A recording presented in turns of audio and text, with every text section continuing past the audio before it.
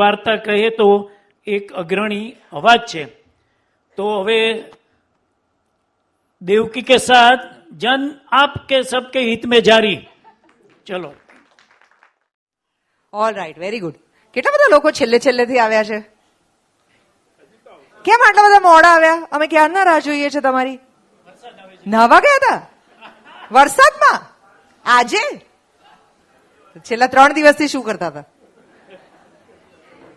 અમે તો ગભરાઈ ગયેલા બધા કે આજે ભેગા થઈશું કે નહીં. કેવો જબરજસ્ત વરસાદ પડ્યો છેલ્લા 2 દિવસમાં અહીંયા. નહીં, તમારી હેટ મસ્ત છે. હું આવી ત્યારની તમારી હેટ જોઈ રહી છું. The only person who is wearing hat. એક સમય હતો નહીં જયારે કેટલા બધા લોકો હેટ પહેરતા હતા. And now it's just gone. કેમ છો? મજામાં? શાતા છે? શાતા છે? હા, ખાઈ પીને મોજ છે.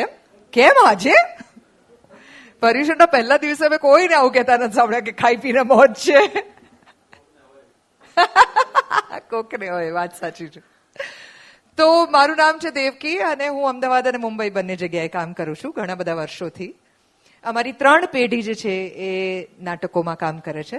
મારા નાના એમણે ભારતનો સૌથી પહેલો થિયેટર કોર્સ ડિઝાઇન કરેલો, એટલે પૃથ્વીરાજ કપૂરની સાથે નાટકો કરતા.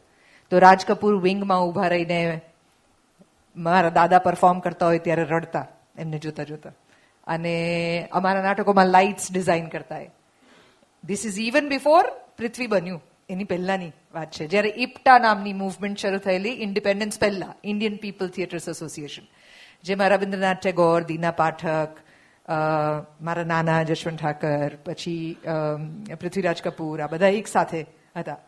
મારા ફાધર નેશનલ સ્કૂલ ઓફ ડ્રામામાં ભણ્યા છે, NSD દિલ્હીમાં, અને એટલે એ પણ વર્ષોથી નાટકો કરતા. અને મારા મમ્મી પણ નાટકો કરે છે. એટલે અમને ગળથૂથીમાં નાટક મળ્યું છે. અને આ તો પછી રેડિયો તો આડ વાત થઈ ગઈ છે, પણ હવે એ આડ વાત 23 વર્ષ ચાલી એટલે થોડી લાંબી થઈ ગઈ છે. હું કીધા કરું છું કે મારું જિંદગીનું સૌથી લાંબુ કમિટમેન્ટ કોઈ છોકરા જોડે નથી, રેડિયો જોડે છે.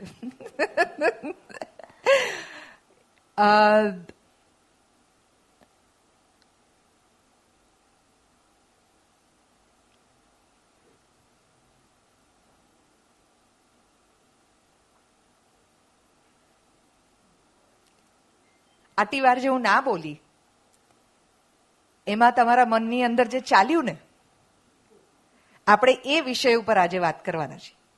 કારણ કે એ પહેલા હું જે બોલતી હતી ને એ પછી હું જે બોલવાની છું એમાં બની શકે કે તમે મોબાઈલ જુઓ, બાજુવાળી વ્યક્તિ સાથે વાત કરો, તમારા મગજમાં કોઈ બીજો વિચાર ચાલતો હોય ને હું કોઈ બીજી વાત કરતી હોઉં. પણ આજે ઓકવર્ડ સાયલન્સ આપણે ઊભું કર્યું એમાં તમે સંપૂર્ણ રીતે આ ક્ષણની અંદર આવી ગયા, કે જે ક્ષણની અંદર તમને લાવવાનો પ્રયત્ન કદાચ આના પહેલા જે તમે કરીને આવ્યા એની અંદર કરવામાં આવે છે. How do you come to now? આજના સમયને જીવવો, અત્યારની ક્ષણને જીવવી એ કેવી રીતે અઘરી છે, જુદી છે, અને કેમ આપણે નથી કરી શકતા. ઓશોનું એવું કહેવું છે કે આપણા જેવા મોટા ભાગના બધા લોકો, એટલે પૃથ્વી પરના લગભગ 90% લોકો એ આખી જિંદગી પોતાની તંદ્રામાં જીવી જાય છે. હવે આનો અર્થ શું? આપણે તો જાગતા છીએ. તમે અત્યારે હું બોલું છું, માથું હલાવો છો, તમને ખબર છે ધીરે ધીરે કે 2 વર્ષ પહેલા મારું વજન જેટલું હતું એના કરતા આજે 2 કિલો વધારે છે કે 6 કિલો વધારે છે, કે પહેલા માથામાં વાળ કાળા હતા ને હવે ધીરે ધીરે ધોળા થવા માંડ્યા છે, કે હવે પહેલા તમારું બાળક 2 વર્ષનું હતું હવે 22 વર્ષનું છે. તો સમય તો બદલાતો તમે જોઈ રહ્યા છો ને, તમે સામે સામે બધું બદલાતું જોઈ રહ્યા છો. આ મેટ્રોનું ખોદકામ જે છે, અને પછી ધીરે ધીરે મેટ્રો ચાલુ થઈ મુંબઈની અંદર, તો છેલ્લા 10 વર્ષથી તમે સહન કરી રહ્યા છો, પણ અલગ અલગ લેવલ પર ને. પહેલા પાયો નંખાયો, પછી ધીરે ધીરે પિલર્સ નંખાયા, પછી એની ઉપર મેટ્રો ચાલુ થઈ, પછી એને ત્રાસ કર્યો, વોટેવર. આ બધું જે છે તમારી આસપાસ ચાલી રહ્યું છે. પહેલા જાડી દિવાલો હતી 2 રૂમની વચ્ચે, હવે નવા કન્સ્ટ્રક્શનમાં પાતળી દિવાલો છે. આ બધા જ ફેરફારો તમને ખબર છે, પણ એ ફેરફારોની સાથે સાથે એવું કેમ થાય છે કે આપણે આપણા ગયેલા સમયને બહુ જ યાદ કરતા હોઈએ છીએ. મેં હમણાં જેટલા લોકો ટ્રસ્ટીઝ છે એ બધા સાથે વાત કરી, અત્યારે આજે આખું ગ્રુપ છે, આ બધા અહીંયા આ સ્કૂલમાં ભણ્યા છે. દુનિયામાંના દરેક લોકો પોતાના સ્કૂલ ડેઝ બહુ સારા હતા. મારું બાળપણ બહુ સારું હતું. અરે કોલેજમાં બહુ મજા આવતી હતી. આ વાત મોટા થયા પછી જ કેમ કરે છે? જે સ્કૂલમાં હોય એને દોડા હોય છે કોલેજમાં આવવાની, જે કોલેજમાં હોય એને દોડા હોય છે હું મારા પૈસા કમાતો કે કમાતી થઈ જાઉં એટલે સારું. જેવું એ ચાલુ થઈ જાય એટલે પછી થઈ જાય કે લગ્ન થઈ જાય તો સારું, ગમતા પાત્ર સાથે મળી જઈએ તો સારું. એકવાર ગમતું પાત્ર મળી ગયું પછી હવે આ મારી માથાકૂટ જે ચાલુ થઈ ગઈ છે જિંદગીની અંદર, આ મારો પીછો છોડે તો સારું. દિવસના કેટલા ફોન કરે છે ને મારી પર કેટલી નજર રાખે છે ને આ ને તે. પછી છોકરા થઈ જાય તો સારું. પછી છોકરા થઈ જાય એટલે પહેલા નહોતા ત્યારે કેવી મજા આવતી હતી ને કેવા એમને ફરી શકતા હતા, એવી બધી વાતો આવે. તો વિસરાઈ ગયેલો સમય જે છે એ જ હંમેશા આપણને કેમ વધુ ગમે છે? જો એ સમય એટલો સારો હતો તો સ્કૂલમાં હતા ત્યારે કેમ એવું નહોતું લાગતું કે અત્યારે બહુ જ મજા આવે છે, અહીંથી આગળ ખસવું જ નથી, 5મા ધોરણમાંથી 6ઠ્ઠા ધોરણમાં જવું જ નથી? આવું ક્યારેય 5મા ધોરણમાં થયેલું યાદ છે? નથી થતું. જ્યારે લોકો લગ્ન પહેલા ધારો કે પ્રેમ લગ્ન કોઈએ કર્યા હોય તો એ જે કોર્ટશીપ પીરિયડ હોય છે, કોર્ટશીપ પીરિયડમાં હોય ત્યારે તો ઝઘડતા ને લડતા જ હોય છે. પછી લગ્ન થઈ જાય એટલે એમને લાગે કે બધું સરખું થઈ જાય. પછી લગ્ન થઈ જાય એના પછી પાછું ગડબડ. કોઈક એવા લોકો હશે કે જેનું વજન 50 કિલો હોય, 50 કિલોમાંથી 60 કિલો થઈ જાય ત્યારે એમને થાય કે હું 50 કિલોની હતી ત્યારે કેટલી પાતળી હતી, અરે મારા લગ્નના ફોટા તમે જુઓ.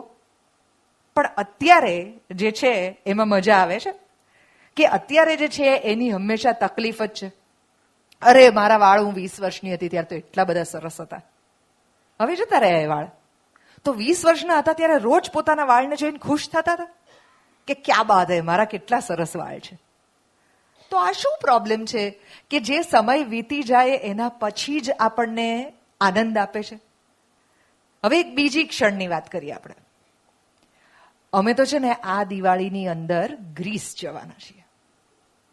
દિવાળીમાં બહુ મજા આવવાની છે. મામાના ઘરે જઈશું ને તો બહુ જ મજા આવશે. વીકેન્ડમાં બહુ જ મજા આવવાની છે. અમારે ત્યાં જમણવાર છે ને એમાં બહુ મજા આવવાની છે. બર્થડે પર મને આ ગિફ્ટ મળશે ને એટલે બહુ જ મજા આવશે. આવા કેટલાક પ્લાન્સ હોય છે આપણા. આ પ્લાન્સ જે છે એ સુધી પહોંચવા માટેની જે ઉતાવળ હોય, જે સપના હોય એની અંદર બહુ મજા આવે. ત્યાં સુધી પહોંચવા સુધી, જેને પ્રેમ કરો છો એની સાથે પરણવાની મા બાપ છૂટ આપે ત્યાં સુધી, એનો પહેલી વાર હાથ પકડીએ ત્યાં સુધી, જેનો પહેલી વાર હાથ પકડવા માટે આટલી બધી ઉત્તેજના હતી, આજે આ રૂમની અંદર આવ્યા ત્યારે કેમ એનો હાથ પકડીને નથી આવ્યા? જે પહેલી વાર જ્યારે મળી હતી અને જે જો પેલા બેન બાજુમાં જુએ છો એમને તમે ધ્યાન રાખો, એમની કમ્પ્લેન છે આ હાથ પકડીને કેમ નથી આવ્યા. એવી જ રીતે શરૂમાં જ્યારે નવા મળ્યા હતા ત્યારે બંને જણા તૈયાર થાય તો બંને એકબીજાને કોમ્પ્લિમેન્ટ આપતા હતા. આ કલરના કપડા કેટલા સરસ લાગે છે, નવા વાળ કપાવ્યા છે, સરસ લાગે છે, તમે દાઢી કરો છો ને ત્યારે મને જરાય નથી ગમતા, વધારો ને please. All of this was before. હવે તમે સાવ નવી સાડી પહેરો કે 16 વર્ષ જૂની સાડી પહેરો, reaction is going to be the same. બરોબર? કારણ કે આ એ જ પર્સન છે. તમારા પતિ કે જે પહેલા તમને લાગતું હશે કે રાજેશ ખન્ના કે અમિતાભ બચ્ચન જેવા લાગતા હતા, એ તમને હજી એવી આશા હોય કે રાજેશ ખન્ના ને અમિતાભ બચ્ચન જેવા લાગે તો રાજેશ ખન્ના ને અમિતાભ બચ્ચન પણ હવે એવા નથી લાગતા. રાજેશ ખન્ના તો રહ્યા જ નહીં. હમણાં અમિતાભ બચ્ચને એક બહુ સરસ મજાનો બ્લોગ લખ્યો છે. મને નથી ખબર તમારામાંથી કેટલા લોકો એમને ફોલો કરે છે, પણ ગઈકાલે એ પોતાના બ્લોગમાં ઘણી બધી પોતાની પર્સનલ વાતો લખતા હોય છે ને. તો એમણા બચ્ચન સાહેબે હમણાં એવું લખ્યું છે કે હવે એ 82 વર્ષના થઈ ગયા. રાઈટ? તમે જોયું હશે ગયા વખતે પણ કેબીસીમાં દોડીને આવતા હતા. અમિતાભ બચ્ચન એ રોજની 29 ગોળીઓ લે છે ને ત્યારે કામ કરી શકે છે. 29 ગોળીઓ. એમને માઇસ્થેનિયા ગ્રેવિસ નામની બીમારી છે, જ્યારે એમને કુલીમાં પેટમાં વાગ્યું હતું ને ત્યારથી. વિચ મીન્સ કે એમની દરેક નર્વ જે છે એ પડી જાય જો એમણે દવા ના લીધી હોય ને તો. એટલે આંખના પોપચા પડી જાય. સાવ નોર્મલ અને નેચરલ જે વસ્તુઓ આપણે કરી શકતા હોઈએ, આપણે જે આઈબ્રો ઊંચી કરી શકીએ છીએ એ ન કરી શકે, આપણે હસવું હોય હસવા માંગે તો મસલ ઉપર ના લઈ શકે, એ એટલા વર્ષથી દવા ઉપર છે. 82 વર્ષના એ માણસે એવું લખ્યું છે કે હવે એવું લાગે છે કે પહેલા જે કામ સરળતાથી થતા હતા ને એ હવે નથી થતા. પહેલા હું જે ઝડપથી બધું કામ કરી શકતો હતો એ ઝડપથી નથી કરી શકતો. હવે ઘરની અંદર ચાલવું તો કોઈનો ટેકો લેવો પડે છે. આપણે ઇમેજિન નથી કરતા કે અમિતાભ બચ્ચન કોઈનો ટેકો લઈને ચાલતા હશે, કારણ કે આપણે તો એને ફિલ્મોની અંદર કેવી બધી લાતો મારતા અને ફલાણું ઢીકણું કરતા. હમણાં દીપિકા સાથે જે પિક્ચર આવેલી એમાં એમણે કેટલો બધો પેલા ફાઇટ સીન્સ કરેલા છે. દેન હી સેડ કે મને ડોક્ટરે એવું કીધું કે તમારે પેન્ટ પહેરવું હોય ને તો તમે બેસીને પહેરો. તો મને શરૂઆતમાં એવું લાગ્યું કે મારે શું કામ બેસીને પેન્ટ પહેરવાની જરૂર છે. પછી હું જ્યારે ખરેખર બેઠો ત્યારે સમજ પડવા માંડી કે હું ઊભા જો કરું ને તો મારું સંતુલન જઈ શકે એમ છે ને હું પડી જઈ શકું એમ છું. 82 વર્ષના અમિતાભ બચ્ચને આ બધી વાતો કરતા કરતા એક પણ જગ્યાએ એવું નથી એવું કીધું કે આના કરતા હું જ્યારે શરાબી કરતો હતો ને ત્યારે મને બહુ મજા આવતી હતી, હું જ્યારે યુવાન હતો ને ત્યારે એટલી મજા આવતી હતી, અને હવે આ બધાને કારણે મને દુઃખ થાય છે. આવું એણે ક્યાંય નથી કીધું. એ 82 વર્ષની ઉંમરે પણ રોજ સવારે યોગાસન કરીને, કસરત કરીને પોતાના કામે જવા માટે તૈયાર છે. અને આખા બ્લોગમાં છેવટે એ જ લખે છે કે જો મારે સાજા રહેવું હોય તો મારે સતત કામ કરતા રહેવું પડશે. Which means if you want something nice tomorrow, then you need to invest in it today. અને આ આપણો સૌથી મોટો પ્રોબ્લેમ છે, કારણ કે સપના જોવા સસ્તા છે, વસવસા કરવા પણ સસ્તા છે. વસવસા કરો તો બધા જ તમને કહેશે કે હા મને પણ એવું લાગે છે, અને સપના જુઓ તો અડધા તમારાથી જેલસ થશે, અડધા મનમાં હસશે કે આનાથી કઈ આવું થવાનું નથી. કેટલા બધા લોકો એવા છે કે જે જીમ જોઈન કરતા હોય છે જાન્યુઆરીના પહેલા 10 દિવસની અંદર, ને પછી આખું વર્ષ ક્યારેય પાછા જતા નથી.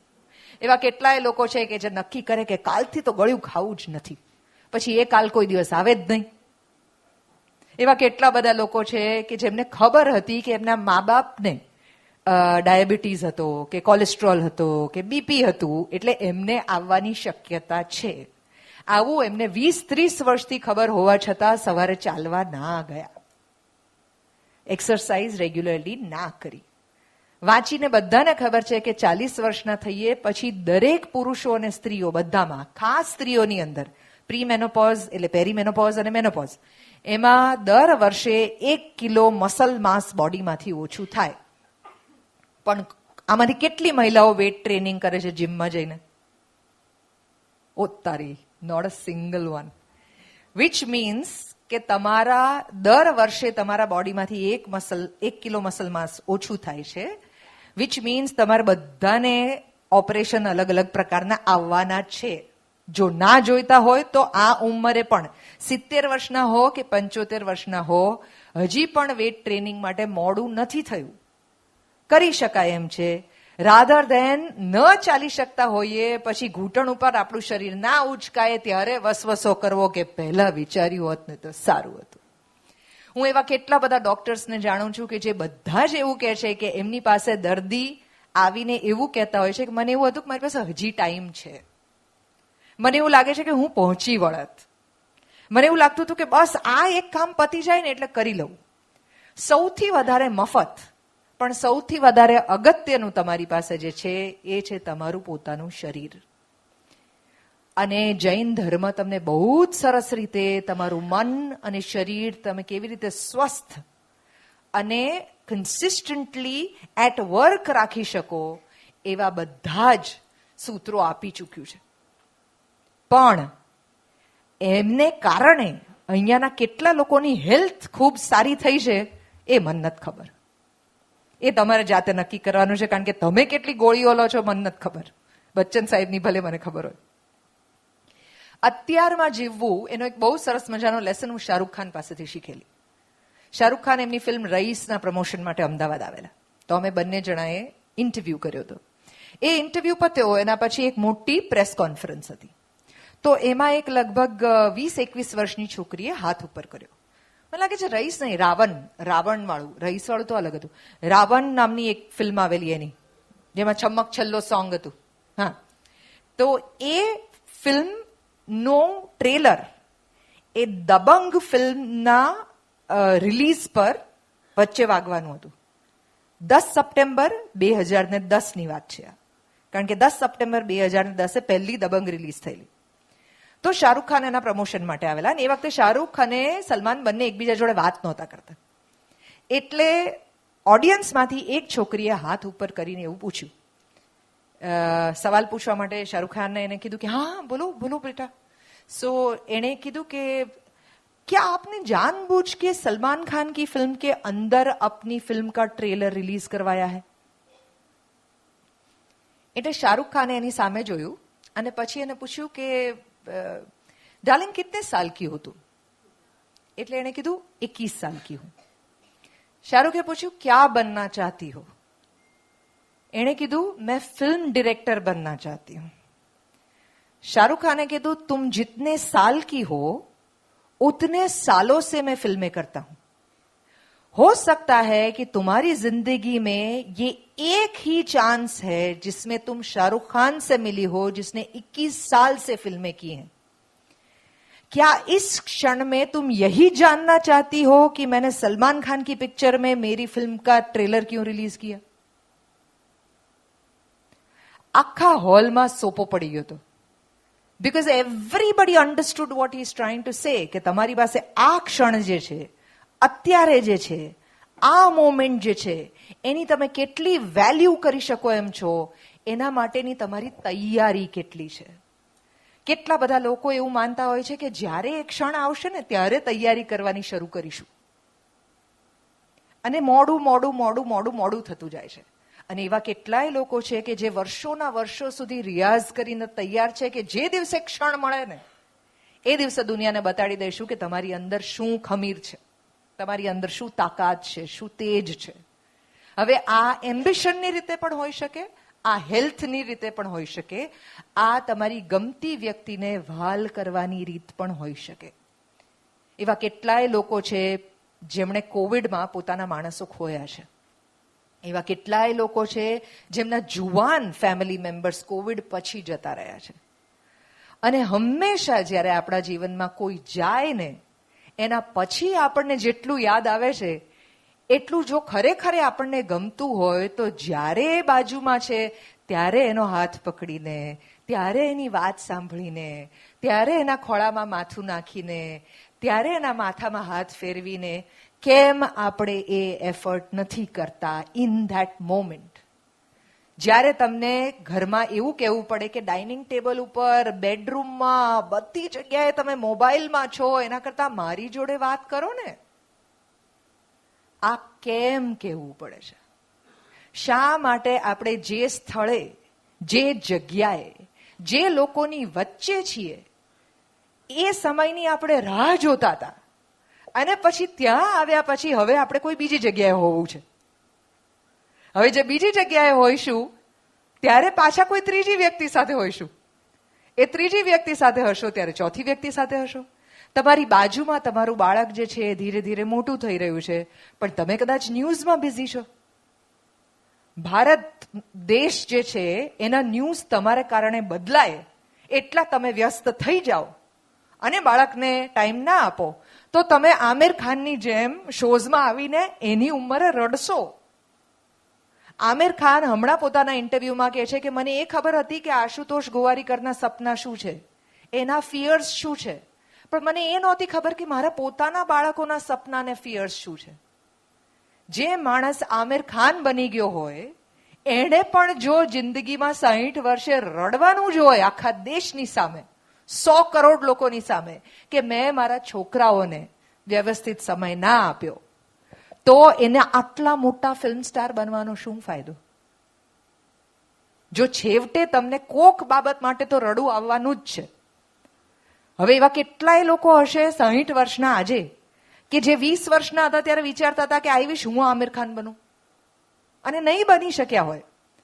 બની શકે કે આખી જિંદગી નસરુદ્દીન શાહને એવો અફસોસ હોય કે હું અમિતાભ બચ્ચન જેટલો સક્સેસફુલ ના થયો અને અમિતાભ બચ્ચનને એ અફસોસ હોય કે મને નસીરુદ્દીન શાહ જેવો સારો એક્ટર કોઈએ ના કીધો, હું ખાલી સ્ટાર રહ્યો.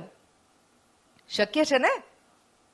ઇરફાનના બાળકને કે ઇરફાનની પત્નીને થોડી ખબર હતી કે ઇરફાન આટલો જ જલ્દી જતો રહેશે. ભારત દેશ હવે ઇરફાનની જેટલા વખાણ કરે છે એ વખતે ઇરફાનને શું 100 કરોડ આપતા હતા આપણે, જે શાહરૂખ ખાનને, આમિર ખાનને ને સલમાન ખાનને આપતા હતા? ના. પણ હવે આપણા માટે બહુ જ અગત્યના છે હાથી જીવ્યો તો લાખનો, મર્યો તો 1.25 લાખનો. પણ વીતી ગયેલી ક્ષણોમાં, વીતી ગયેલા લોકોમાં, વીતી ગયેલી જુવાનીમાં, બાળપણમાં અટકી જવાને બદલે અત્યારે જે સમય છે તમારી પાસે, હમણાં જો ભક્તિ કરી શકો છો તો હમણાં જ કરી લો. હમણાં ઉપવાસ કરી શકો છો તો હમણાં કરી લો. હમણાં જ જો સાચું બોલવાની તક છે તો હમણાં જ બોલી લો. હમણાં જ જો શ્રમ કરવાનો રસ્તો છે તો અત્યારે જ શ્રમ કરો. કાલે સવારે ઉઠીને કરીશ, પરમ દિવસે કરીશ, બહુ નાનો મંત્ર હોય છે. જે કામ 2, 3 કે 5 મિનિટની અંદર થતું હોય ને એને ક્યારે પાછળ ઠેલવવું જ નહીં. આટલી નાનકડી શરૂઆત હોય છે કે તમને એવું લાગતું હોય કે આ કપડાં જે છે એ ઉચકીને કબાટમાં મૂકવામાં 30 સેકન્ડ લાગવાની છે, તો અત્યારે જ ઉચકીને મૂકી દો. આ બેઝિન સાફ કરવામાં 1 મિનિટ લાગવાની છે, તો અત્યારે જ કરી દો. આ પાણીનો બાટલો જે હમણાં પીને ભર્યો છે, એ કોણ આવવાનું છે ઉપરથી? સેન્ટા ક્લોઝ ભરવા? એ જે પી લીધો છે તો એ ભરીને અત્યારે મૂકી દો. તમે તમારા ઘરમાં જે લોકો સાથે રહો છો એ લોકો તમારા માટે કામ કરવા ઘરમાં નથી રહેતા. ન પુરુષ માત્ર કમાવા માટે લગ્નમાં છે, ન સ્ત્રી માત્ર ઘર ચલાવવા માટે લગ્નમાં છે. તમે એકબીજાના કમ્પેનિયન છો કે જે એકબીજાને વધુ સારા માણસ બનાવવા માટે એકબીજા સાથે જોડાયા છો. એકબીજાના સપના એ ખરેખર બીજી નવી હાઈટ ઉપર પહોંચી શકે એના માટે એકબીજા સાથે જોડાયા છો. તમે એકબીજાના લિમિટેશન્સ પણ જાણો છો અને તમે એકબીજાની સ્ટ્રેન્થ પણ જાણો છો. તો તમે એના બેસિસ ઉપર એકબીજાને બેટર પર્સન બનવા માટે કેટલી મદદ કરો છો? શું તમે સ્લાઇટ ડિસ્ટન્સ પર જઈને તમારી પોતાની વ્યક્તિને માત્ર તમે મારા માટે આ નથી કરતા કે તું મારા માટે આ નથી કરતીથી વિશેષ જોઈ શકો છો? જો ન જોઈ શકતા હો તો now is the time to do that. તમારા લગ્નના કદાચ 20 વર્ષ જતા રહ્યા હોય, 30 વર્ષ જતા રહ્યા હોય, 50 વર્ષ જતા રહ્યા હોય, કે કદાચ હવે જસ્ટ તમે લગ્ન કરવાના હો. કદાચ તમારા બાળકો ઓલરેડી મોટા થઈ ગયા હોય કે હવે મોટા થઈ રહ્યા હોય. આ બધી ક્ષણ અત્યારે પકડી લેવાની છે. કેમ એવું થાય છે કે જે લોકો અત્યારે 60-70 વર્ષના છે બધા વિચારે છે કે અમારા જમાનાની અંદર અમે નાના હતા ત્યારે મોબાઈલ ફોન હતો, અમે અમારા મમ્મી ને પપ્પાના કેટલા સરસ વિડીયોઝ ને ફોટોઝ લીધા હોત, તો આજે અમારી સામે હરતા ફરતા જોવા મળત. અત્યારે એ છે. બધા વડીલોના એવા વિડીયોઝ લીધા છે કે જેમાં તમને છેલ્લી 2 પેઢી કે 3 પેઢીની બધી જ એવી વાતો કે જે બાળપણમાં તમે સાંભળી હતી એ બેસીને એમની સાથે રેકોર્ડ કરી લો, કે તમે તમારી આગલી જનરેશનને આપી શકો કે જો દાદા નાના હતા ને ત્યારે આ કરતા હતા. રાધર દેન જસ્ટ સેઇંગ કે દાદા નાના હતા ત્યારે તો ચાલીને આવતા હતા ને તને શું કામ ગાડી જોઈએ છે? કારણ કે દાદા નાના હતા ત્યારે ગાડી નહોતી એટલે ચાલીને આવતા હતા. તમારો સમય બદલાયો છે તો અત્યારના સમયને સ્વીકારી લો. આમાંના ઘણા બધા એવા છે કે જેણે પોતાના જીવનની અંદર ટેલિગ્રામ પણ જોયા છે, ટ્રંક કોલ પણ જોયા છે, ચકરડાવાળા ફોન પણ જોયા છે. બાજુના ઘરમાં ફોન હોય, બાજુના ઘરમાં ટીવી હોય અને આપણે બધા ત્યાં જઈ અને વાત કરતા હોઈએ કે ટીવી જોતા હોઈએ. ટીવી પર થપાટ મારો તો ટીવી બરાબર ચાલે એવું. ઉપર જઈને એન્ટેના ગોઠવવાનું હોય તો ઉપર આવ્યું આવ્યું એવું ઉપરથી લોકો બૂમ પાડે, નીચેથી તમે કહેતા હો કે હા હા આવે છે આવે છે. એ બધું પણ જોયું છે. ઘરની અંદર અથાણા બનતા જોયા છે. એકબીજાને રેસિપીઝ પાસ ઓન થતી હોય ત્યારે કાગળ પર લખી લખીને એ બધું જોયું છે. ઘરની અંદર કોઈક મોતીના તોરણ બનાવતું હોય અને બોટલો કિસાન કેચઅપની હોય, એની અંદર વરિયાળી ભરેલી હોય. આપણે આ બધામાંથી પસાર થયેલી જનરેશન છીએ અને આ બધું જ અત્યારે યાદ આવે છે, પણ એક ક્ષણભર માટે આવે છે. અત્યારે એ રીક્રિએટ કરી શકવાની સંપૂર્ણ શક્યતા હોવા છતાં આપણે બધા જ ખૂબ વ્યસ્ત છીએ એવી વાત કરીએ છીએ. એટલે મોદી સાહેબ આટલી વ્યસ્તતામાં રોજ જ યોગાસન કરી શકે છે. તમારામાંથી કેટલા લોકો યોગાસન કરે છે રોજ સવારે? 1, 2, 3, 4. એમના પાર્ટનર્સ કહેજો કે આ લોકો સાચું બોલે છે કે નહીં. 5, 6, 7, 7 people. જે prime minister of the country કરી શકે છે, કે જે આખો દેશ ચલાવે છે, એ આપણે કેવી રીતે નથી પહોંચી વળતા? ખબર છે કેમ? કારણ કે આપણને એવું લાગે છે કે આ સૌથી છેલ્લી પ્રાયોરિટી છે. આ ચાલતું રહેવું જોઈએ એ સૌથી છેલ્લી પ્રાયોરિટી છે.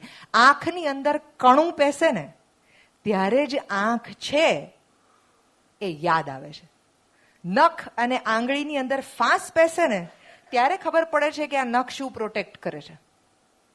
છાતીની અંદર અહીંયા કઈ ઓપરેશન કે એવું થયું હોય ને ત્યારે ઉધરસ ખાવ ને તો ખબર પડે કે અહીંયાનો મસલ ઉધરસમાં આવે છે, બાકી નથી ખબર પડતી. પણ ગાડીમાં કેવું એક્ઝેક્ટલી યાદ રહે છે કે જો પેટ્રોલનો કાંટો લાલ પર જતો રહ્યો છે એટલે હવે ગાડીમાં પેટ્રોલ પુરાવવું પડશે, 10,000 કિલોમીટર થઈ ગયા એટલે આપણે હવે સર્વિસ કરાવવી પડશે, ધંધાની અંદર 1 તારીખ થઈ ગઈ તો બધાને પગાર આપવો પડશે. આ બધું જ બરાબર યાદ રહે છે. વાળ જરાક ધોળા થઈ જાય ને તો તરત કાળા કરવાનું યાદ રહે છે. પણ બહારના દેખાવ માટે આપણે જેટલા વ્યસ્ત છીએ એટલી આંતરિક શોધ માટે પણ વ્યસ્ત છીએ. આટલી બધી દોડાદોડ વાળો સમય છે, એમાં છેલ્લે ખાલી પોતાની જાત સાથે બેસીને મે બી બાલ્કનીમાં એક ચાનો કપ લઈને સરસ મજાના ઉડતા પંખીઓને કે વરસતા વરસાદને જોવાની 5 મિનિટ પોતાને આપવાની એ આપણી પાસે છે. અને જો નથી તો એટલા માટે નથી કારણ કે સમય નથી, એટલા માટે નથી કારણ કે વિચાર નથી. એટલે આજે કારણ કે આવનારા 10 દિવસની અંદર તમે ઘણું બધું એવું કરવાના છો કે જેની અંદર આંતરિક મનોમંથન થાય. આ એક કમ્પલસરી બહુ it's the beauty of the religion કે જેને કારણે થઈને આ 10 દિવસ તપનો માહોલ હોય, આ 10 દિવસ મેડિટેશનનો માહોલ હોય, આ 10 દિવસ પ્રાર્થનાનો માહોલ હોય, આ 10 દિવસ એક ચિત્ત થઈને આંખો બંધ કરીને શાંતિથી બેસવાનો માહોલ હોય. આ આખા સમયની અંદર પોતાની જાતે વાત કરીને મે બી આ બધું પૂરું થાય એટલે રોજ રાતે ઘરે જઈને એક કાગળ અને પેન લઈને હજી શું શું કરવાની ઈચ્છા છે મનની અંદર અને આમાંનું કેટલું અત્યારે થઈ શકે એમ છે. માની લો કે એવી ઈચ્છા છે કે જિંદગીમાં એકવાર ગિટાર વગાડતા શીખવું છે ને આપણી ઉંમર 70 વર્ષની છે, તો શું રોકે આપણને? કાલે સવારે જઈને ગિટારના ક્લાસ જોઈન કરી લેવાના. આખી જિંદગી જેટલું કમાયા હોય એમાં 2,500 ગિટાર તો આવી જ જાય ને આપણને. પણ એ વિચાર કે હવે 70 વર્ષે શું ગિટાર શીખવું છે, આ વિચારને ડૂચો કરીને બહાર ફેંકી દો. કારણ કે આ જ આખી વસ્તુનું નોનસેન્સ છે. આ કલર ના પહેરાય, આવા કપડાં ના પહેરાય, આ જગ્યાએ ના જવાય, હવે આવા શોખ ના રખાય, આવું કંઈ ના કરશો. નહીં તો તમે આવું કંઈ નહીં કરો પણ એ સમય કેટલો સારો હતો એને યાદ કરી કરીને જીવ બાળ્યા કરશો, એ લગભગ કર્યા જેવું જ છે. એટલે જે મન થાય તે કરી લો. આ સમય છે, જીવી લો. જિંદગી વારે વારે નથી મળતી. એવા કેટલાય લોકો છે કે જે આપણા કરતા બહુ ભયંકર પરિસ્થિતિમાં જીવે છે. આજે દુનિયાની અંદર 80 લાખ જેટલા બાળકો છે કે જેને ખાવાનું નથી મળતું એટલે 6 મહિના સુધી પણ નથી જીવી શકતા. દુનિયાની કેટલી મોટી, ભારતની જ 80 કરોડની વસ્તી એવી છે કે જે અત્યારે એક મીલ માટે સ્ટ્રગલ કરે છે. આપણે બધા એનાથી પર છીએ, આપણે બધા એનાથી બેટર પરિસ્થિતિમાં છીએ. પણ કોક હંમેશા જોઈતું હોય છે રિમાઇન્ડ કરાવવા માટે કે તમે વધુ સુખી છો. હવે શા માટે આપણને વધુ આનંદ આવવો જોઈએ એ વાતથી કે આપણે વધુ સુખી છીએ? એવો કેમ હાશકારો થવો જોઈએ?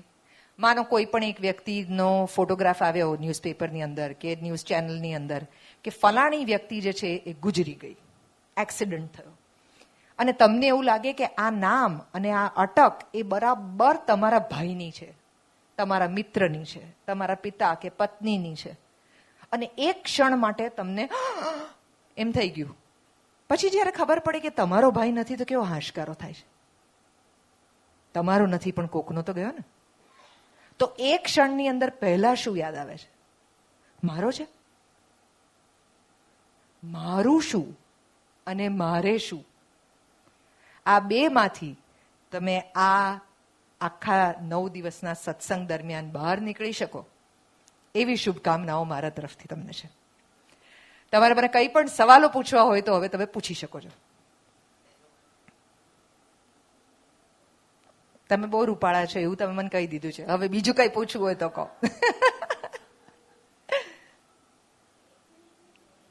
1 મિનિટની વાર્તા કહું? ઓકે.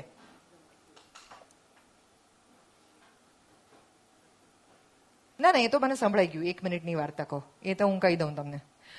હોરર વાળી કહું કે ધર્મ વાળી કહું?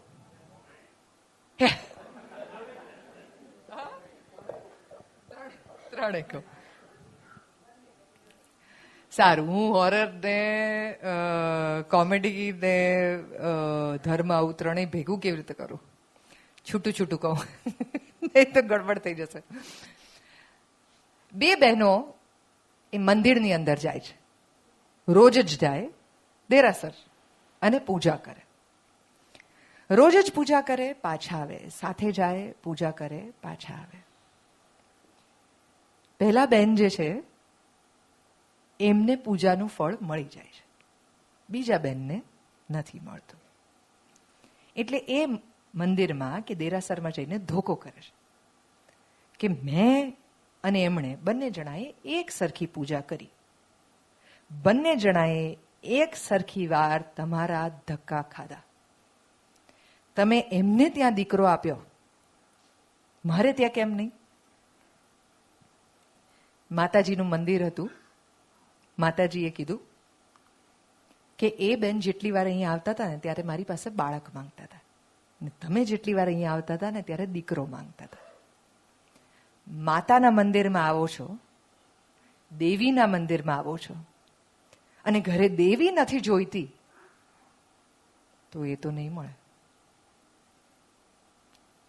આ પહેલી 1 મિનિટની વાર્તા, અને બહુ જ યાદ રાખવા જેવી છે.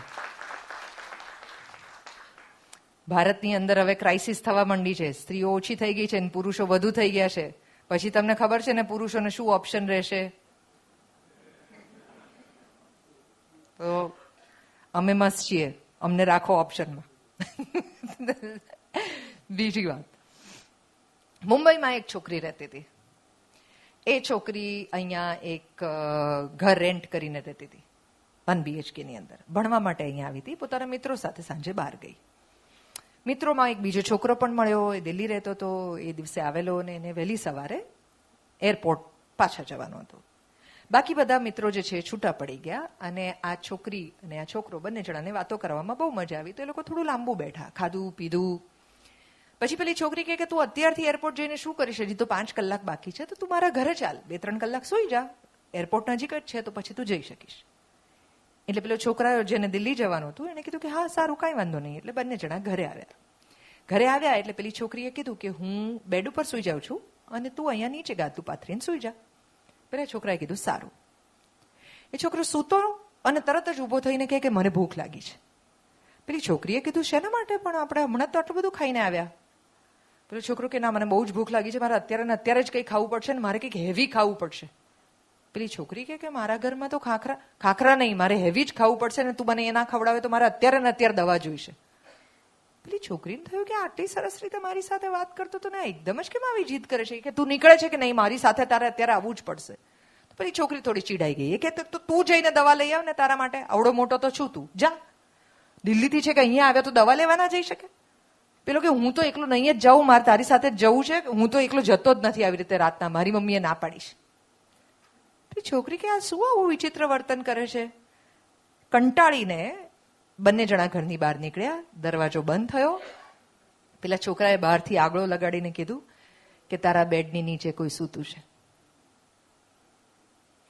આનાથી 2 વાતો નક્કી થાય છે. એક, હંમેશા ઘરે જઈએ ત્યારે બધું જોઈ લેવું. અને બીજું, જરૂરી નથી કે દિલ્હીથી છોકરો આવ્યો એટલે ખરાબ જ હોય.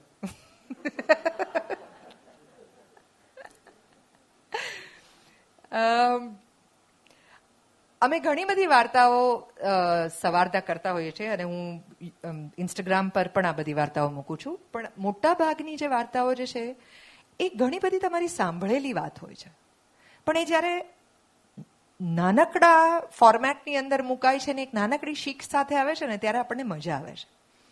પણ મારે આની સાથે એક બીજી વાત તરફ પણ ધ્યાન દોરવું છે કે એવા કેટલા બધા લોકો છે કે જે સવારના પહોરમાં અનેક સુવાક્યો વાંચે છે, જે બધા એકબીજાને મેસેજ ફોરવર્ડ કરી દેતા હોય છે. તમને ઘણી બધી વાત એમ લાગે કે આ આપણને મેસેજ ફોરવર્ડ નહીં કરે તો આજની આપણી સવાર સારી જશે જ નહીં.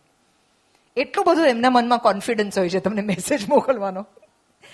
પણ એમાંના કેટલા મેસેજીસ એવા છે જેને કારણે ખરેખર તમારું જીવન બદલાયું છે?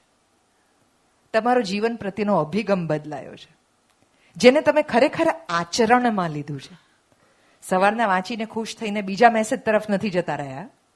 બીજાને મોકલી દેવાની ઉતાવળની અંદર એ યાદ રહ્યું છે કે આપણા જીવનમાં આ ઉતરે છે કે નહીં, આપણે આને પચાવી શકીએ છીએ કે નહીં. આ કરવા જેવું છે. જેટલા મેસેજીસ હોય એમાંથી કોઈ એક નક્કી કરો અને આપો પોતાની જાતને 3 મહિના, 4 મહિના, 6 મહિના કે આ વાતની ઉપર હું વળગીને રહી શકું છું કે નહીં. પોતાનું કામ જાતે કરવું. માની લો કે આટલી નાનકડી વાત હોય તો 6 મહિના ટ્રાય કરો કે એવું શક્ય છે કે આપણું બધું જ કામ જે છે, એટલીસ્ટ આપણને જેટલું આવડતું હોય એ બધું આપણે જાતે કરીએ.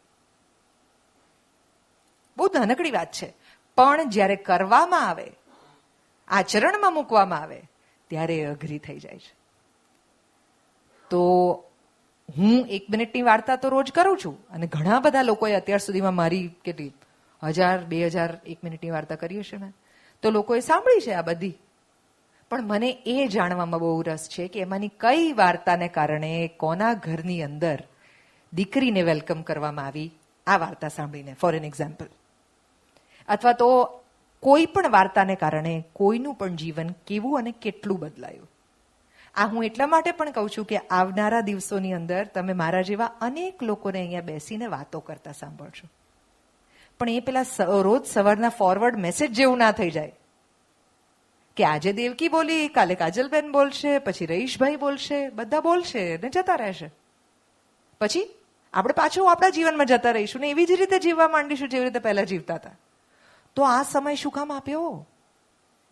હું એટલા માટે તમને પૂછું છું, કારણ કે ધારો કે અહીંયા તમે 200 જણા બેઠા હો અને તમે 200 જણાએ મને 60 મિનિટ માટે સાંભળી હોય, તો હું મારા મનમાં એ વિચારીને એ સમજણ અને સિરિયસનેસ ને જવાબદારી સાથે આવી છું કે તમારા જીવનની 200 જણાની 60 એટલે 200 ગુણ્યા 60 એટલી મિનિટો હું ખાઈ જવાની છું જે તમને જિંદગીમાં ક્યારેય પાછી નથી મળવાની.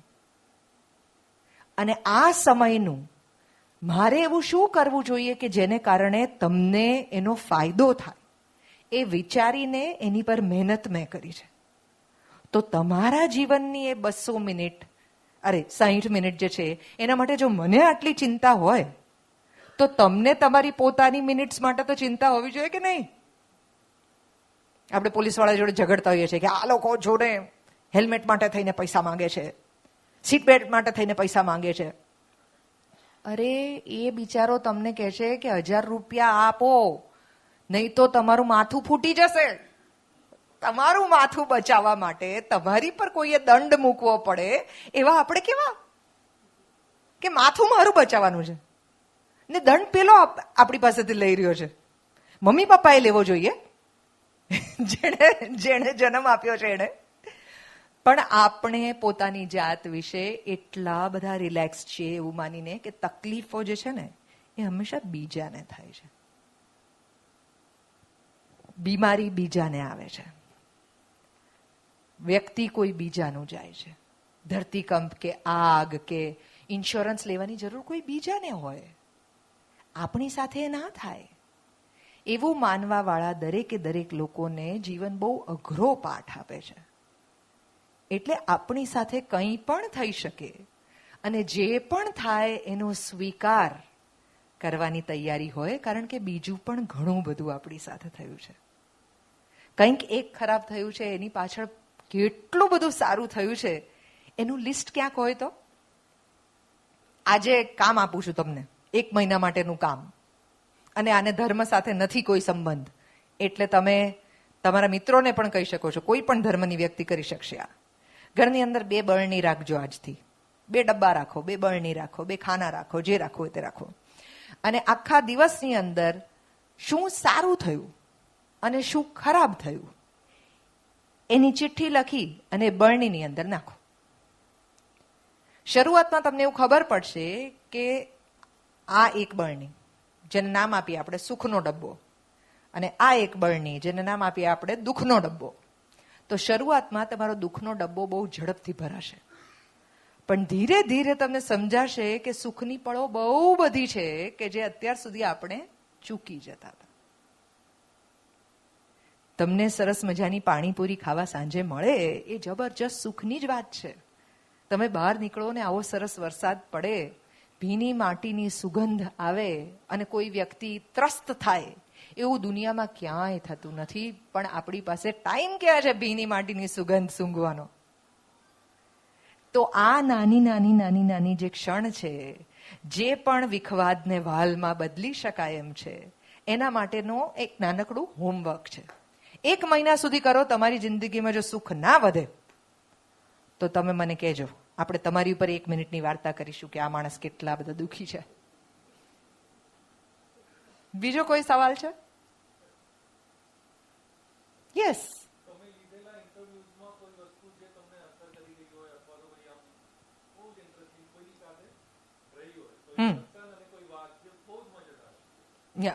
એક તો મેં જે આ તમને શાહરૂખ ખાન વાળી વાત કીધી, એ મારા માટે બહુ સચોટ વાત હતી. અને એ ડિરેક્ટલી મને નહોતી કીધી, પણ because I was present there, I was really amazed. બીજો એક જબરજસ્ત અનુભવ તમને કહું. મને નથી ખબર તમારામાંથી કેટલા લોકો જાણો છો કે સલમાન ખાન એ બહુ સારો પેઇન્ટર છે. એ અદ્ભુત ચિત્રો દોરે છે. તો અમારે ત્યાં આઈ થિંક રેડી કે કોઈના પ્રમોશન માટે હી હેડ કમ, અને અમને લોકોને ખબર હતી એટલે અમે લોકોએ કેનવસ અને કલર્સ મંગાવીને રાખેલા. તો સલમાન ખાને પેઇન્ટ કરવાનું ચાલુ કર્યું, અને એ પીછીથી જ પેઇન્ટ કરે એવું નથી. એ નખથી પણ પેઇન્ટ કરે છે, આંગળીઓથી પણ પેઇન્ટ કરે છે, રૂથી પણ પેઇન્ટ કરે છે, પાટાથી પણ પેઇન્ટ કરે છે, એ ઢાંકણું લઈ અને એનાથી પણ પેઇન્ટ કરે છે. અને તમને એવું લાગે કે આ શું બનાવે છે? છેલ્લો સ્ટ્રોક મારે ને ત્યારે તમને ખબર પડે કે આખો શેપ કયો છે. હવે તમે વિચાર કરો, સલમાન ખાન પાસે જો આટલું જબરજસ્ત ટેલેન્ટ છે, અને અમે તો નજર સામે જોયું, એને એક જ વસ્તુ આખી, આમ તમને થાય ને કે હા ચિત્ર પત્યું, કે તરત ભૂસીને પાછું એની પર કંઈક બીજું કરે, પાછું ભૂસીને એની પર કંઈક બીજું કરે. કારણ કે ઓઇલ પેઇન્ટ્સમાં એ પોસિબલ છે કે તમે એને ભૂસીને એની ઉપર બીજું કરી શકો. મને એવો વિચાર આવે કે આ માણસ, એટલે મેં પૂછ્યું એમને કે મેં કીધું તમે આટલા સુંદર ચિત્રો કરો છો, અને ખરેખર સુંદર, એટલે આર્ટ એપ્રિસિએશનમાં હું મારી જાતને થોડી ઘણી આમ હોશિયાર માનું છું, એટલું ભણી છું હું એટલા માટે. તો મેં કીધું તમે આટલા બધા સુંદર ચિત્રો કરો છો, તો તમે આને વેચતા કેમ નથી? સાવ નાનકડો સૂરજ પણ દોર્યો હોય, પણ એ સલમાન ખાને દોર્યો હોય તો લોકો તો પડાપડી જ કરવાના છે ને ખરીદવા માટે થઈને. તો હી સેડ કે હર એક શોખ બિકાઉ નહીં હોતા. આ બહુ જબરજસ્ત વાત છે.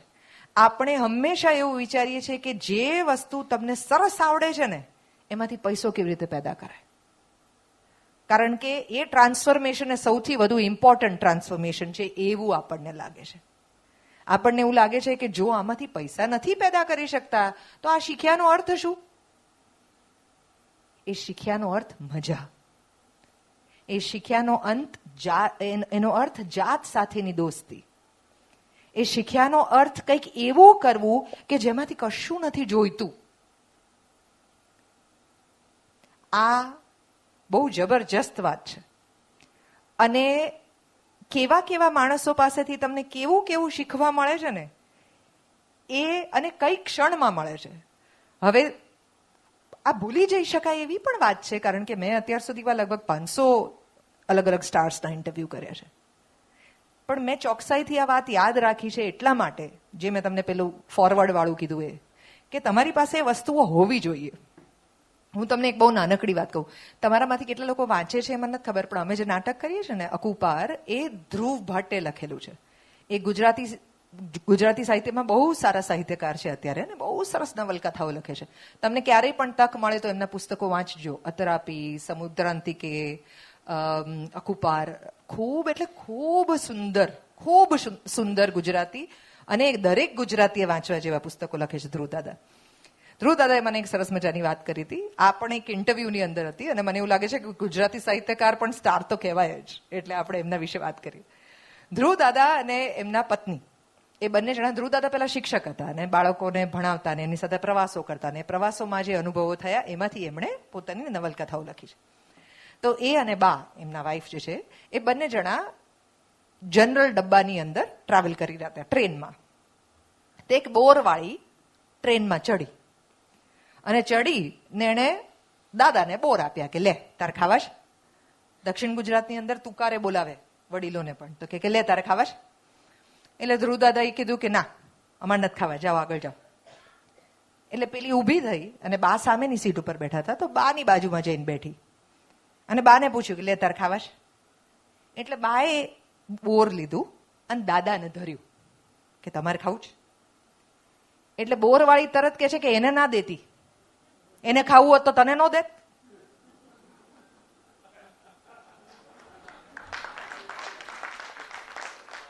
એક બોરવાળી ધ્રુવ દાદા કે મને શીખવી ગઈ કે મારે પહેલા બાને પૂછવું જોઈતું હતું કે મારે નથી જોઈતું, તમારે જોઈએ છે.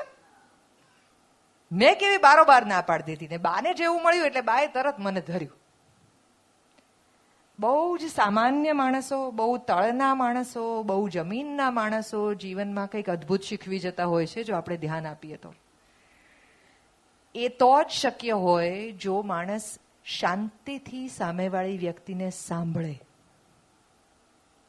આપણે હંમેશા સામે શું વળતો જવાબ આપીશું ને એની ઉતાવળને વિચારમાં હોઈએ છીએ. That is why we react. We don't respond. Action, reaction. એક બહુ સરસ વાત સમજવા જેવી છે કે કોઈ વ્યક્તિ જો દિવાસળી લઈને ઊભું હોય તો આપણે સામે પેટ્રોલ ટેન્ક બનવાની જરૂર નથી. આપણને ખબર જ છે કે સામે દિવાસળી છે. આપણી પાસે પાણી બનવાની પણ ચોઈસ છે. પણ એણે ગુસ્સો કર્યો એટલે મેં કર્યો, એણે બૂમ પાડી તો મેં પાડી, એનું મગજ છટક્યું તો મારું છટક્યું. શું કામ તમારે એની સાથે સાથે ભળી જવું છે? આ કોઈ ઇન્ફેક્શન છે કે જે તમને ના ખબર પડીને તમને લાગી ગયું? સજાગ રહીએ, સચેત રહીએ, સમજીએ કે સામેવાળી વ્યક્તિ ગુસ્સામાં છે, હમણાં શાંત રહીએ. એ શાંત થઈ જાય પછી એની જોડે વાત કરીએ. અત્યારે સ્વીકારી લઈએ એની વાત. બહુ બધી વાર આપણે સાચા સાબિત કરવા માટે પોતાની જાતને પોતાના લોકો ગુમાવી દઈએ છીએ. We don't make a choice that you want the person or you want to be the right one. એ જીદને બદલે સંબંધ સાચવી લેવો એ વધુ શાણપણની વાત છે. અને એ શાણપણ પ્રેક્ટિસથી આવે છે. શાણપણનું પ્રતિક્રમણ કરવું પડે બેસીને કે એ કેસે આયેગા. શાંતિ કેવી રીતે આવશે, સંતોષ કેવી રીતે આવશે, આનંદ કેવી રીતે આવશે, સુખ કેવી રીતે આવશે. અને સુખને પૈસા જોડે કાંઈ લેવા દેવા નથી. એને કોઈ લેવા દેવા નથી. તમારી પોતાની વ્યક્તિ. મને યાદ છે when my father was dying, મારા માટે સૌથી વધારે એ વેન્ટિલેટર ઉપર હતા અને મારા માટે સૌથી વધારે અગત્યનું હતું કે એ લોકો હવે વેન્ટિલેટર બંધ કરે છે એટલે મને એમના ધબકારા જે છે એ અત્યારે સંભળાઈ રહ્યા છે એ હવે ધીરે રહીને બંધ થઈ જશે. મારું માથું એમની છાતી ઉપર મેં એટલા માટે રાખેલું કે છેલ્લી ક્ષણ સુધી હું એ ધબકારા સાંભળી શકું. મારા માટે એ સોનાની ક્ષણ હતી, ભલે એ જતા હતા તોય. કારણ કે મને ખબર હતી કે એ જઈ રહ્યા છે. એવા કેટલા લોકો છે કે જેને ખબર હતી કે એનું ગમતું માણસ જઈ રહ્યું છે. તો આ મારું સુખ થયું કે નહીં? હવે હું એ વાતમાં રડું કે મેં મારા ફાધર ગુમાવી દીધા, કે હું એ વાત જોઉં કે હું તો એ લકી પર્સન છું. આજે કેટલાય લોકો છે કે જેને કોવિડની અંદર પોતાના માણસો પેલા રેપરની અંદર મળેલા. હું મારા ફાધર સાથે એમના કોવિડમાં 15 દિવસ આઈસીયુમાં અંદર રહી એમનો હાથ પકડીને બેસી શકી. એક ક્ષણે મને સમજાયું કે હું ગુજરાતમાં પોપ્યુલર કેમ થઈ હોઈશ. છેલ્લા 23 વર્ષની મારી બધી સિદ્ધિઓ જે છે ને એ આ ક્ષણ માટે હશે કે હું ડોક્ટરને એવું કહી શકું કે મને તમે રહેવા દો અંદર. There is a way to look at life. તમારી પાસે છે તક અડધો ગ્લાસ પૂરો જોવાની, અથવા તો અડધો ગ્લાસ પાણી અને અડધો ગ્લાસ હવાથી ભરેલો છે, એટલે કે આખો ગ્લાસ ભરેલો છે જોવાની. હું આશા રાખું છું કે તમને આ ફેસ્ટિવલ આ બધી જ વાતો જે છે એનું સરસ મજાનું અમૃત આપે. Thank you so much.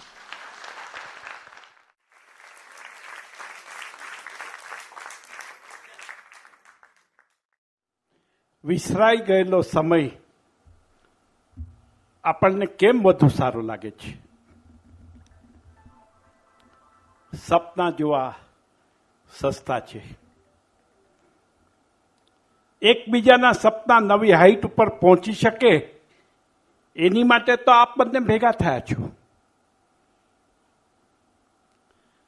બહારના દેખાવ માટે આપણે જેટલા વ્યસ્ત છે એટલા અંતરશોધ માટે વ્યસ્ત છો. જે મન થાય તે કરી લ્યો અને મારું શું, મારે શું. આ હતા આજના આપણા વક્તા આરજે દેવકી.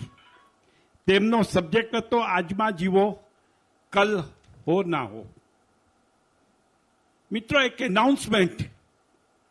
સન્ડે ફ્રેન્ડ્સ, જે સાયન માટુંગાની બધા જ લોકો એ સંસ્થાને જાણતા હોય છે, તેઓ છેલ્લા 40 વર્ષથી બ્લડ ડોનેશન કેમ્પ, આઈ, સ્કિન અને બોડી ડોનેશનનું કામ ખૂબ સરસ રીતે સાયન હોસ્પિટલમાં કરે છે. એમને હમણાં નવું પ્રકરણ શરૂ કર્યું છે, ઓર્ગન ડોનેશન. જ્યારે વ્યક્તિનું બ્રેઇન ડેડ થઈ જાય છે ત્યારે ઓલમોસ્ટ એ વ્યક્તિ જો કોમામાં હોય તો એ પાછો સર્વાઈવ થાય, પણ બ્રેઇન ડેડ થઈ જાય તો એ સર્વાઈવ થતો નથી. અને એના 9 થી 11 અંગો બીજા 11 વ્યક્તિને કામ લાગી શકે છે. તો આની જાગૃતિ આપણે આપણા સમાજમાં લાવવાની જરૂરત છે. સન્ડે ફ્રેન્ડ્સનો કોન્ટેક્ટ કરશો, એ લોકો આપને એની સમજ જરૂરથી આપશે. આવતીકાલે ગુરુવાર, રહીશ મણિયાર, એમની સબ્જેક્ટ છે વેદનાથી સંવેદના. તેઓ ખાસ સુરતથી આવે છે, બાળકોના ડૉક્ટર છે અને એમને આપણે ઘણી વખત ઘણા બધા આપણે વોટ્સઅપમાં એમના ઘણા પ્રવચનો, એટલે કે ઘણી હસી મજાક પણ આપણે એની સાંભળેલી હોય છે. ખૂબ મજા આવશે. 8:30 વાગે ચોક્કસ તવનો માટે અને 9 વાગે રહીશ મણિયાર. જય જિનેન્દ્ર.